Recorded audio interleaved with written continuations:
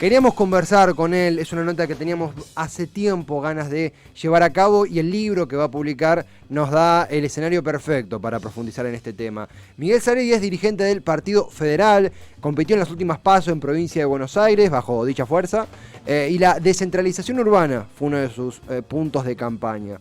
Hoy es autor de un libro próximo a lanzarse, un nuevo desafío urbano. Los cambios en la convivencia social llegaron para quedarse, publicado junto a Orlando Pulvirenti, y nos está escuchando ahora Miguel Saredi. Acá Esteban Chiacho en Cítrica, ¿cómo te va? ¿Qué tal, Esteban? Buenas tardes, ¿cómo están? Buenas tardes, gracias por hacerte el tiempo para conversar, Miguel. Principalmente, un tema, vos sabés que algo que charlamos a veces con amigos, amigas, que somos del conurbano, es este tema de, bueno, eventualmente para progresar, vamos a tener que irnos a Capital en algún momento. Es casi como algo obligado en nuestra hoja de ruta. Vos vas por el lado contrario, descentralizar. ¿Qué nos falta para llegar a eso? Y cómo ha cambiado la pandemia, el proceso que vos señalás de necesidad de descentralizar a la provincia y al país en sí. Bueno, el tema es clave para la Argentina porque tiene que ver con el tema político, tiene que ver con lo económico y, como decís vos, con la calidad de vida de cada uno de nosotros. La Argentina se fue desarrollando en un sistema de concentración urbana que hace que más del 50% de sus habitantes y nosotros mismos vivamos en el conurbano, ¿no? Sí. Y en especial en el AMBA, que crece geométricamente todos los años. Justamente lo que nosotros, aprovechando la pandemia, escribimos con Orlando Pulvirenti, que es un especialista en derecho municipal, que es uno de los mejores de la Argentina, es justamente viendo lo que nos pasó en la cuarentena en el 2020 y en parte del 2021, que hay cambios en la vida cotidiana que llegaron y que ya se quedaron y que van a quedar para el futuro. Claro.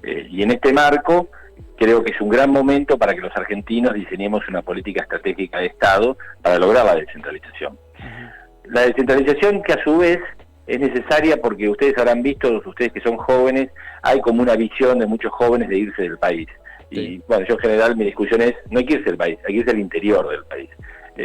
Porque es la única posibilidad que tiene la Argentina de desarrollarse y es la gran posibilidad que tienen miles y miles de jóvenes en la Argentina. Y además son las posibilidades concretas que tiene la Argentina de ser un país federal. Cuando yo hablo de federalismo tiene mucho que ver con la calidad de vida. Uh-huh. Cuando ustedes ven los grandes países del mundo se desarrollan de costa a costa, Estados Unidos, Europa. Sí. No es casual que Europa subsidie hasta sus productores agropecuarios o pequeñas granjas, a veces totalmente ineficientes. Ustedes verán en las películas granjas de vacas encerradas en establos o granjas que son, desde el punto de vista productivo, ineficientes, pero con sus calles asfaltadas o con salidas y con una conectividad tremenda. Eso Europa lo hizo por una dimensión estratégica y poblacional y de distribución poblacional acorde a su diseño de nación. Lo mismo hace Estados Unidos cuando vos tenés una densidad demográfica extendida de la costa de San Francisco, Los Ángeles, hasta Nueva York o Miami. Eso significaron políticas de Estado en ese sentido. Y en la Argentina, básicamente las fuerzas políticas, la dirigencia, en su totalidad empresaria, gremial, debe coincidir en la necesidad de este desafío urbano, que ahora a su vez tiene, no digo la suerte, pero sí la circunstancia de la pandemia y de la cuarentena, que ha llevado a un cambio de vida que ha hecho la vida totalmente distinta, pero que a su vez ha extendido fenómenos como el de la virtualidad, la conectividad, el trabajo en casa, bueno, y determinados tipos de parámetros que son absolutamente necesarios para la descentralización. Miguel, vos sabés que uno de los motivos, primero porque hace tiempo elaborás en este tema, a ver, repetimos, si alguien se está sumando ahora, un nuevo desafío urbano es el libro que te tiene como autor junto a Orlando Pulvirenti. Este tema que vos encabezás sobre la descentralización, incluso hablando con gente que sabemos no está en tu línea ideológica, política, pero gente incluso del oficialismo, del interior de la provincia, postula en este tema, obviamente sin esta profundización que haces, ¿verdad? En ese sentido entre otros, por ejemplo, hay un senador que fue intendente, Paco Durañini Iberia, que trabaja mucho este tema. El movimiento de desarraigo. El movimiento arraigo. Exactamente. Bueno, justamente con él al aire conversamos esto del desarraigo en los pueblos del interior. Yo hace poco, por ejemplo, estuve en Madariaga y es muy común que los chicos a cumplir 20, 21, se vayan a la capital y el pueblo va perdiendo su gente. Parece una medio dramático, pero lo es.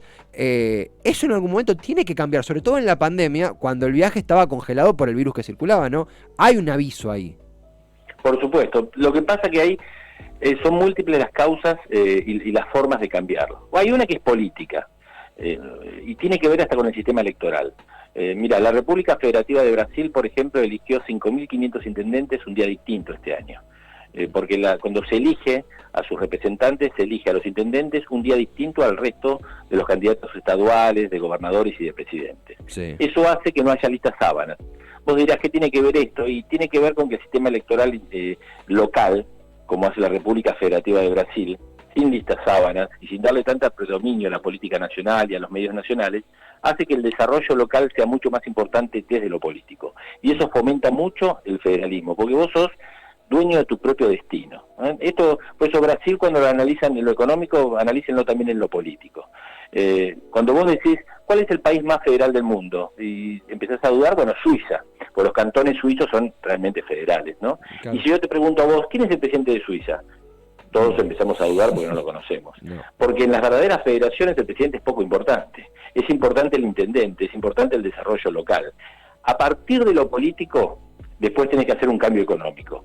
Tenés que hacer un cambio en la pirámide tributaria. Es decir, tenés que lograr que los recursos fiscales queden en los municipios, después pasen a la provincia y finalmente un pedacito muy chiquito llegue a la nación. Entonces vos lográs desconcentrar primero lo político y después lo económico, logrando que los municipios se fortalezcan, cobren la mayor parte de recursos fiscales, y eso hace que se descentralicen los recursos económicos.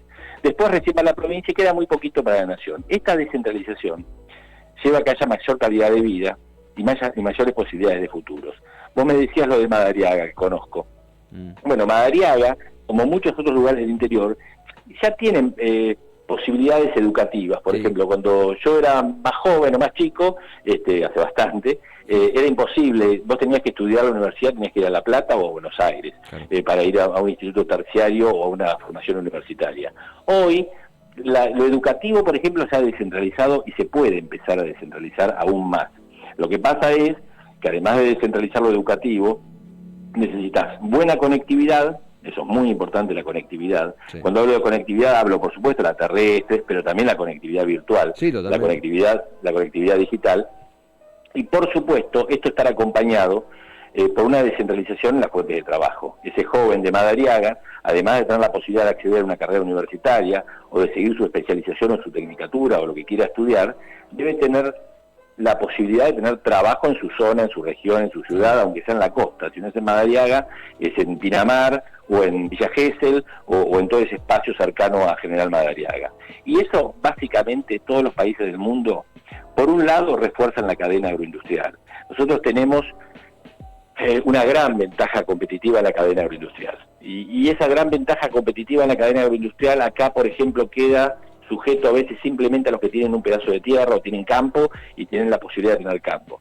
Y la cadena agroindustrial es algo mucho más grande que tener un pedazo de campo. Es la posibilidad de información, de conocimiento, de lo que es la sociedad del conocimiento, de agregar mucha gente al proceso agroindustrial, a las etapas secundarias y terciarias de la economía, terminar con una economía primarizada, solamente de venta de productos básicos y materias primas, y todo eso daría mucho más trabajo a todas estas localidades del interior, además en casos, por supuesto, como el que vos planteás, de lo que significa el turismo.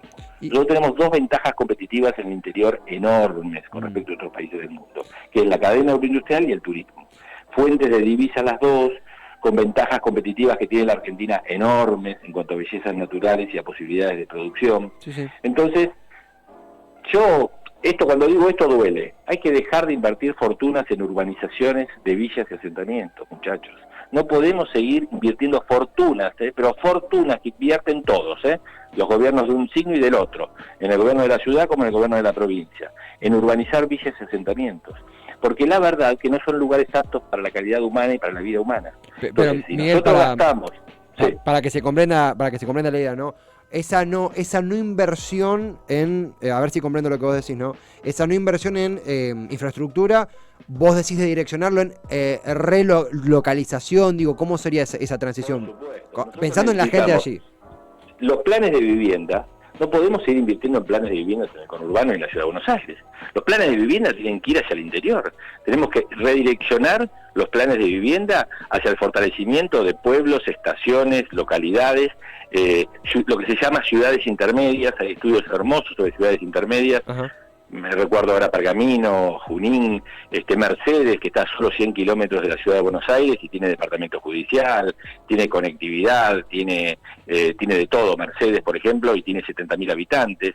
Nosotros debemos redireccionar esos recursos, porque además, en la Argentina, yo no soy arquitecto ni soy urbanista, pero soy un admirador de ellos, por eso también es parte del libro. Sí.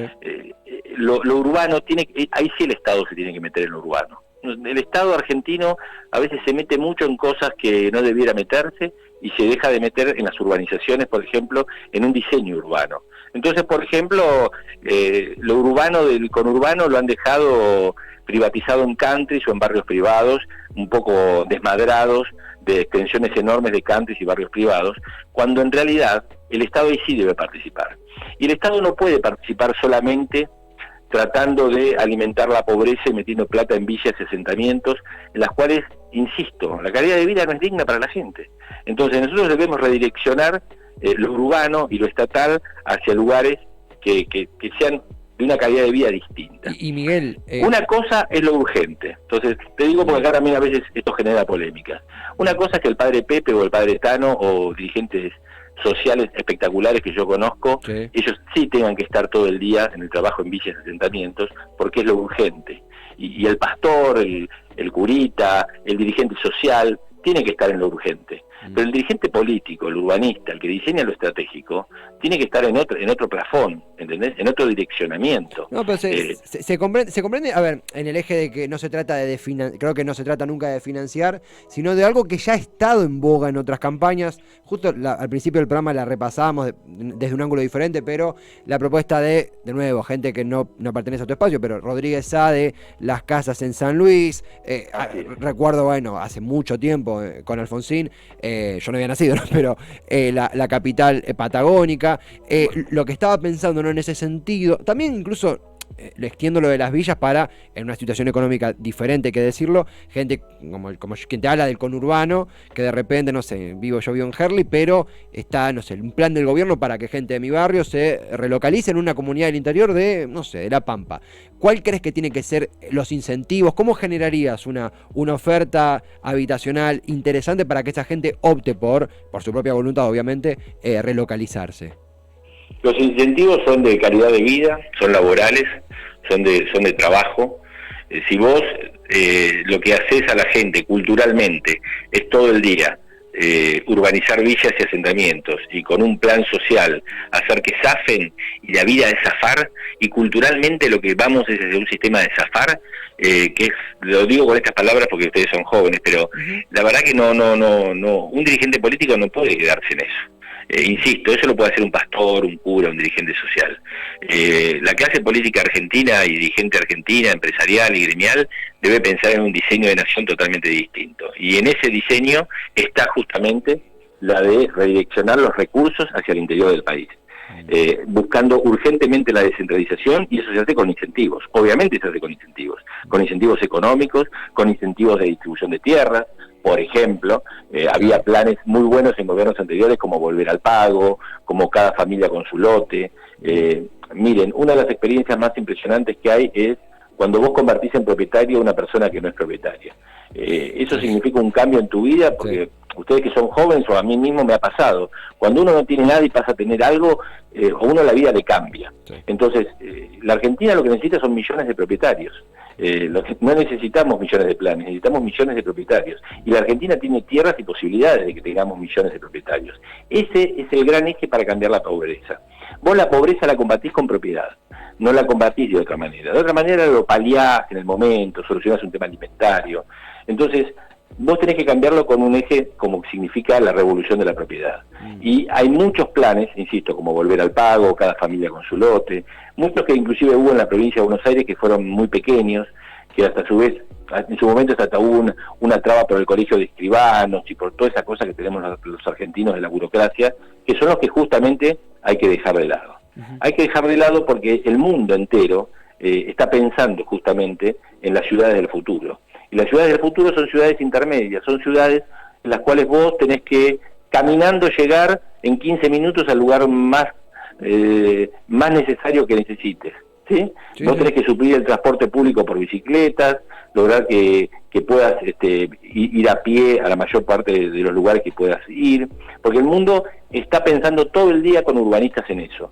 Entonces lo que nosotros planteamos en el libro justamente es eso. Se comprende. Es el libro, el que menciona Miguel Saredi, que está del otro lado, un nuevo desafío urbano. Los cambios en la convivencia social llegaron para quedarse. Lo decíamos también en la nota, abordando una temática que es un tema de debate en mesas transversales al mapa ideológico del país, y que Miguel lo conceptualiza muy bien en el libro, o imagino, aún no lo tengo en mi posesión, pero lo conceptualizará. Va a llegar, por supuesto que va a llegar. Gracias, sí, realmente, porque es un laburo que nos interesa junto a Orlando Pulvirenti. Es una charla recontra interesante y que nos deja movilizando la cabeza muchísimo. Miguel, gracias por el tiempo que te has hecho para conversar, y seguramente será la primera de muchas. Te mandamos un fuerte abrazo.